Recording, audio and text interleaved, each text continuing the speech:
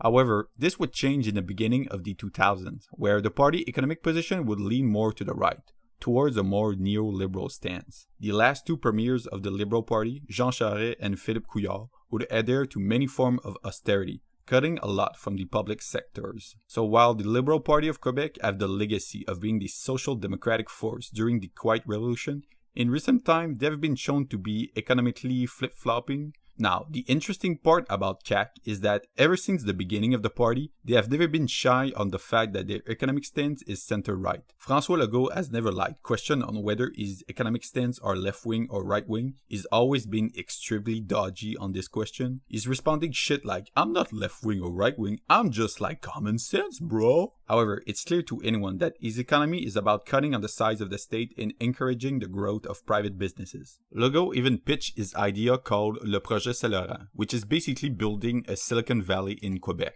At least the Liberal Party has the historic legacy of being the social democratic force after Maurice Duplessis. But why did so many Quebecers vote for a party that is pretty loudly not social democratic? Well, you see, Quebecers are not so unique from the rest of the world. While it's true that most Quebecers care that the state can provide adequate public services and social welfare, just like most parts of the world, most Quebecers like it when their taxes get reduced, and they worry about the state debt getting too much out of hand and possibly facing a financial crisis. So yes, you can absolutely sell a more right-wing view of the economy to Quebecers. It's just a bit harder than some other place in the world. I think it's very depressing how easy some politician can convince their citizens to cut on the public sector and social welfare, the prime example being Republican American, which a politician can stand in front of them, talk about how lazy and undeserving people are overly benefiting from social welfare, and that's why they need to cut it. Then these Republican American will give a standing ovation and rejoice in the fact that some people will lose their social benefit, even though some of them are recipients of social benefits themselves. So when their very own social benefit gets drastically cut, they are completely godsmacked, and they honestly don't understand what happened to them.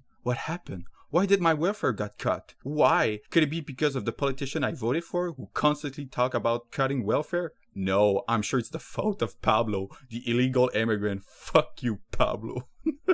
François Legault was able to sell his center-right economics in a digestible way to most Quebecers. His usual pitch was to say, hey, I don't want to replace the public sector, I just want to expand the private sector in order to help our precious public services, which has too much to bear on its own.